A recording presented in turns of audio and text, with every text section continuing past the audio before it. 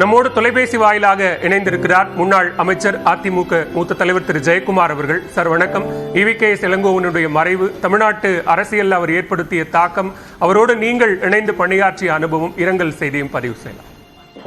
வணக்கம், ஜெயக்குமார் பேசுறேங்க.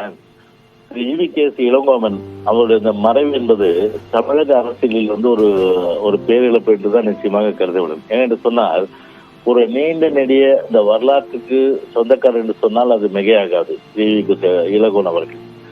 ஏனென்று சொன்னால், தந்தை பெரியாருடைய பேரனாக, EVK சம்பத் அவர்களுடைய மகனாக, அதுவும் எங்களுடைய இயக்கத்திலே இருந்து மறைந்த திருமதி EVK சுலோச்சனா சம்பத் அம்மையார் அவர்களுடைய அருமை மைந்தனாகவும் இருந்தவர்.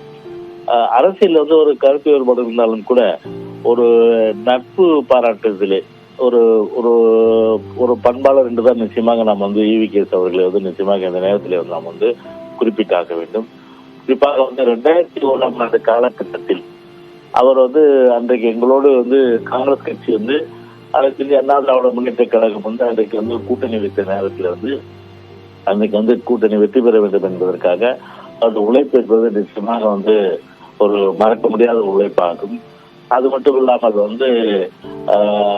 பாமக அன்றைக்கு பிரிந்த காலகட்டத்தில், அதாவது 96ஆம் ஆண்டு காலகட்டத்தில்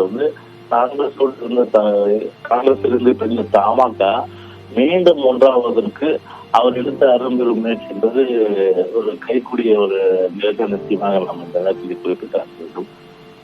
அது மட்டும் இல்லாமல் பார்த்தா ஒரு நல்ல பண்பாளர், நட்போடு பழகக்கூடியவர், அரசியல் ஒரு பாரம்பரியம் மிக்கவர், அவர் மத்திய இணையமைச்சராக பல்வேறு நற்பணிகள் எல்லாம் தமிழ்நாட்டுக்கு செய்தவர், சட்டமன்ற உறுப்பினர்கள் இப்படி அவருக்கு எவ்வளவோ புகழ்பல நிச்சயமாக சூட்ட முடியும். அவருடைய மறைவு என்பது ஒரு பெருமிழப்பாக நிச்சயமாக தமிழக அரசியலிருந்து நாம் கருத முடியும். அரசியல் மட்டுமல்ல, ஒரு குடும்பத்திற்கும் காங்கிரஸ் கட்சியும் ஒரு பெரும் பேரிழப்பு தான் என்று இந்த நேரத்தில் நாம் குறிப்பிட்டாக வேண்டும். எனவே அவருடைய மறைவுக்கு ஆழ்ந்த இரங்கல்களை நாங்கள் தெரிவித்துக் கொள்கின்றோம். மிக்க நன்றி திரு ஜெயக்குமார். இணைப்பில் உங்களுடைய இரங்கலை பதிவு செய்தமைக்கு நன்றி. தொடர்ந்து அடுத்தடுத்த செய்திகளை நாம் தொடர்ந்து பார்க்க இருக்கிறோம் ஒரு சிறிய இடைவேளைக்கு பிறகு.